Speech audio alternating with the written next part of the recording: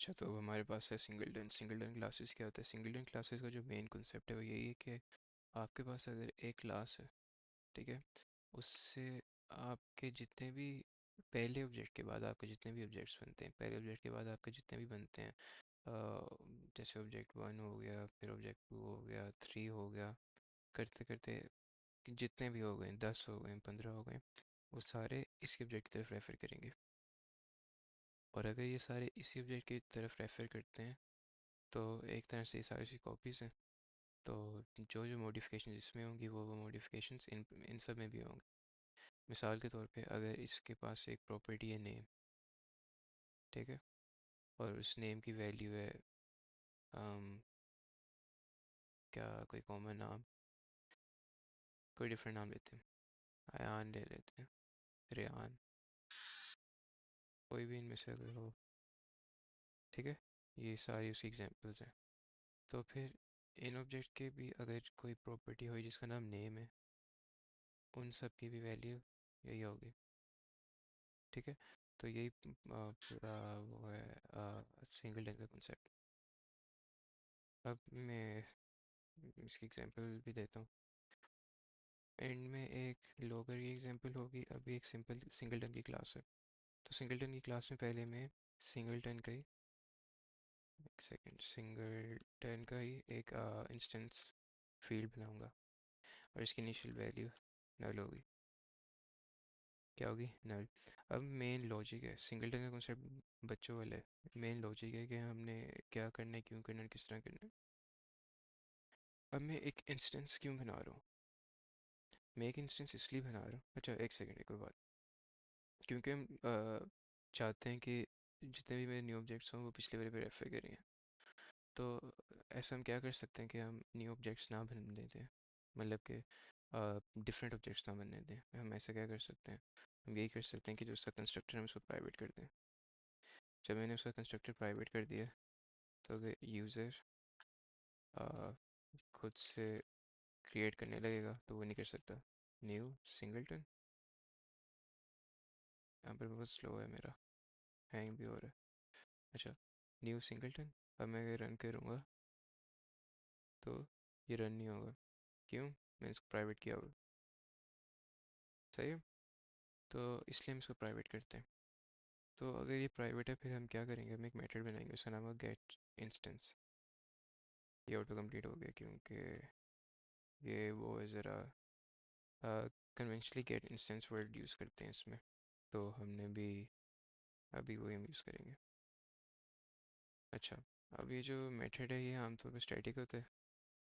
Static मुझे explain की ज़रूरत नहीं क्यों होता है, पहले बता दिया। तो अभी क्योंकि क्लास का एसोसिएट है मुझे अपडेट बनाने की ज़रूरत नहीं है, मैं ऐसे ही रन कर सकता हूँ सिंगलटन साइन स्टाइल, क्या, सिंगलटन डॉट गेट इंस्टेंस। सही। अच्छा, अभी के लिए जो इंस्टेंस है मैं उसको बस रिटर्न कर रहा हूँ। इंस्टेंस हमने ऊपर बनाई थी। अच्छा, अब हमने बनाई क्यों instance,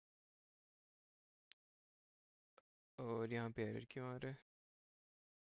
error not static field instance. अच्छा, हाँ उस पर भी मैं भी आता हूँ, पर अभी आते हैं कि हमने ये इंस्टेंस फील्ड बनाई क्यों है। अगर मेरे पास एक इंस्टेंस फील्ड है, ठीक है, मेरे पास अगर एक इंस्टेंस फील्ड है तो उसके साथ में अगर अगर मैंने उसको नल पे असाइन किया हुआ है, इसका मतलब है इस क्लास का अभी तक कोई भी ऑब्जेक्ट नहीं बना। ठीक है, इस क्लास का अभी तक कोई भी ऑब्जेक्ट नहीं बना, इसलिए हमने इसे अगर वो नल है, इसमें हमें ये पता चल रहा है। जैसे ही कोई ऑब्जेक्ट बनता है, ठीक है, इसका नाम हम रख देते हैं ऑब्जेक्ट, ऑब्जेक्ट ज़ीरो, ऑब्जेक्ट कुछ भी कर दो, ऑब्जेक्ट 2 4 कर दो, 2 4 5 कर दो। जैसे ही कोई ऑब्जेक्ट हमारे पास बनता है तो जैसे ही कोई भी ऑब्जेक्ट हमारे पास बनता है तो क्या होता है, जो हमारी इंस्टेंस फील्ड है उसमें क्या कहते हैं, या आप इंस्टेंस फील्ड जो है ये सिंगलटन की है ना, तो इसलिए ये उसके ऑब्जेक्ट्स को रेफर करेगी। तो जो वो रेफर करेगी वो एक सिंगलटन के ऑब्जेक्ट को करेगी। पहले नल को रेफर करती थी, अब एक किसको रेफर करती है, एक सिंगलटन के ऑब्जेक्ट को रेफर करती है।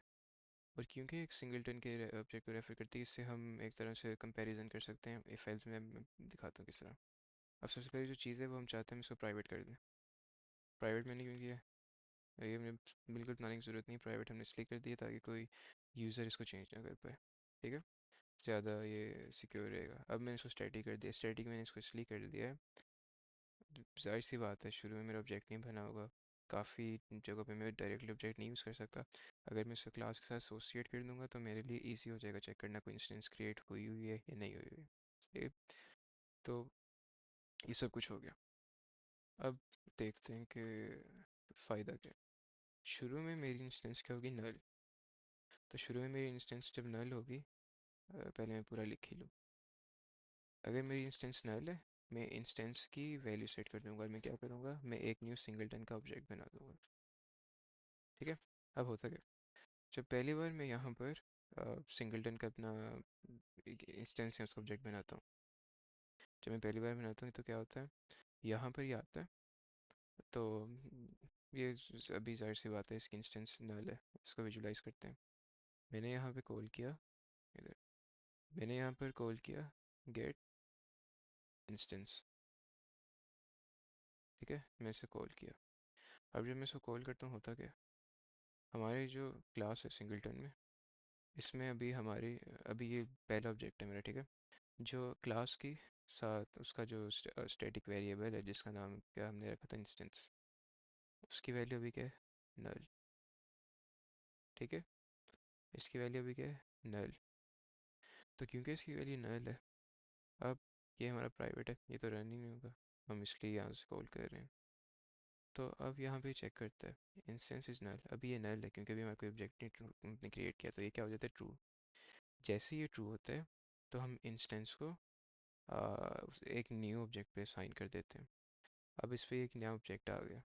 ठीक है, अब जो इंस्टेंस है वो नल नहीं रहा, अब ये ऑब्जेक्ट सिंगलटन का क्या इसने एड्रेस असाइन कर लिया है, उसको रेफर कर रहा है, जैसे कोई भी है x y 3 1 कुछ भी, just for the sake of example से। और फिर हम इंस्टेंस को रिटर्न कर देते हैं। अब मैं अगर दोबारा इसको क्रिएट करूँ, इसको फ़िलहाल सिंग कर देते हैं, sing2 और sing1। सही। अब क्या होता है, जब दूसरी टाइम हम इसे कॉल करते हैं तो जो आपकी इंस्टेंस है इसके ये इसने क्या कहते हैं अपने आप पे इसके ऊपर एक एड्रेस असाइन हुआ हुआ, एक रेफरेंस असाइन हुआ है किसी ऑब्जेक्ट का, तो ये नल नहीं है। फिर ये क्या कहते हैं रन नहीं होता, फिर हम इंस्टेंस को रिटर्न कर देते हैं। कौन सी इंस्टेंस को हम रिटर्न कर देते हैं, इसी वाली इंस्टेंस को जो हमारे पिछले ऑब्जेक्ट को रेफर कर रही थी। तो क्योंकि हम इसी इंस्टेंस को रिटर्न कर देते हैं जो पिछले ऑब्जेक्ट को रेफर कर रही थी, तो जो हमारा न्यू भी ऑब्जेक्ट है जो हमारे केस में sing2, वो भी फिर इसी ऑब्जेक्ट तरफ रेफर करता है। बस ये पूरी थ्योरी थी सिंपल सी। और चेक भी कर लेते हैं सेम है या नहीं। अगर मैं करूँ sing1 डॉट इक्वल्स भी वैसे यूज़ कर सकते हैं sing2, तो हमारे पास 2 आ गया। दूसरा ये भी है कि ये यूज़ कर लो इक्वल्स का साइन, तब भी ट्रू ही आएगा। ठीक है, तो ये इसकी पूरी थ्योरी थी। अब एक छोटी सी एग्जांपल जल्दी से बनाते हैं लोगर की। पता नहीं वीडियो कितनी बड़ी हो गई, मैं वीडियोस कोशिश करता हूँ कि शॉर्ट ही रखा करूँ। तो हमारे पास है क्लास लोगर। लोगर अब होता क्या है, लोगर असल में इवेंट्स रिकॉर्ड करता है।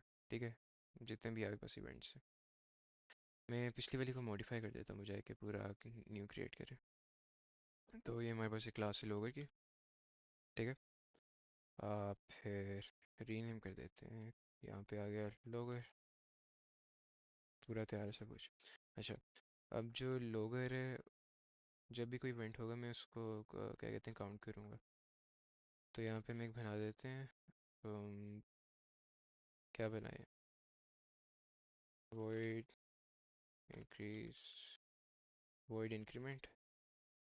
तो इसकी एक बना देते हैं फील्ड जो कि होगी इंट की, इंट फील्ड। ठीक है, और जब भी मैं इंक्रीमेंट कॉल करता हूँ हम क्या करेंगे, this dot field plus plus. ठीक है, और एक और हम कर देते हैं void, void तो नहीं करेंगे, इंट ही करेंगे, गेट काउंट। ये क्या करेगा, रिटर्न दिस डॉट फील्ड में नहीं किया हुआ है, मैंने फील्ड क्यों किया? मुझे नहीं पता मैंने फील्ड क्यों किया। इंट कुछ हो जाता है कभी बार। Int count. तो वैसे मैं रीनेम भी कर सकता था, दोबारा क्यों टाइप कर रहा हूँ दिस डॉट काउंट। वैसे हमेशा यही मसला होता है, मैं जितनी वीडियो शॉर्ट रखूँ उतनी लंबी हो जाती है। रिटर्न दिस डॉट काउंट, हालांकि ये शॉर्ट हो, मेरा तो दिल कर रहा है कि शॉर्ट ही हो। अच्छा, तो इसको भी रीनेम कर देते हैं log 1, ये हो गया log 2। सही है? तो अब देखने से फ़ायदा क्या है। मेरे पास यहाँ पर एक है बुक log। तो सपोज करते हैं हमारा एक फ़ोन है, वो हर चीज़ के लॉग्स रिकॉर्ड करता है, और फ़ोन में अब क्योंकि ये सारी ऐप्स आपस में चल रही हैं, तो ये तो नहीं होगा ना कि सबके लॉग्स भी डिफरेंट होंगे। तो मेरे पास एक हो गया बुक लॉग, एक मेरे पास हो गया ऑडियो लॉग, कि अपनी कोई ऑडियो रिकॉर्ड कर रहे हैं क्या। और फिर एक और इवेंट हम डालते हैं अपने पास, ऐप्स लॉग। इसमें यही है कि किसी ने कुछ इंस्टॉल किया या नहीं। अच्छा, अब देखो, पहले मैं बुक लॉग को रन करूँगा और मैं इंक्रीमेंट कर दूँगा। यहाँ पे मैस आउट करेंगे यूज़र बोटा बुक।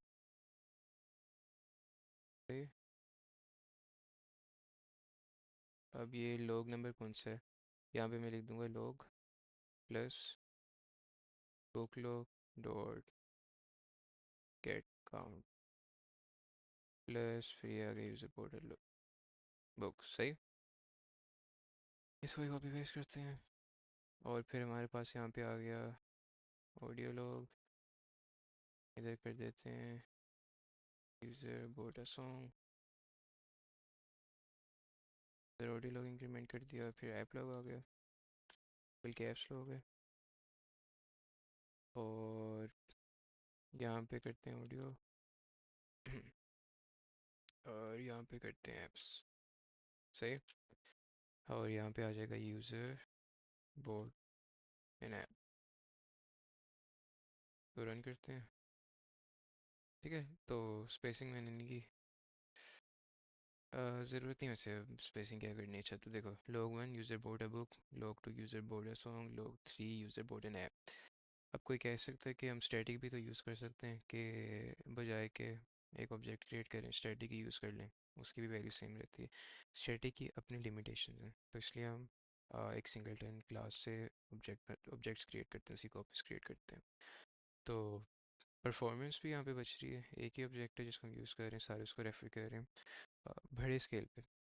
हम तो छोटे स्केल पे हैं, इसमें क्या परफॉर्मेंस का इतना, पर बड़े स्केल पे। और ऐसे ये यूनिफाइड हो गया, एक ही चीज़ रेफर कर रही है। और जाहिर सी बात है मेरे फ़ोन में जो लोग होंगे डिफरेंट तो नहीं होंगे, फ़ोन के एक ही लोग होंगे। तो हाँ, उनकी सब कैटेगरीज हो सकती हैं, पर मेन चीज़ यही है। तो सिंगलटन का यही था, ये बहुत सिंपल कॉन्सेप्ट है।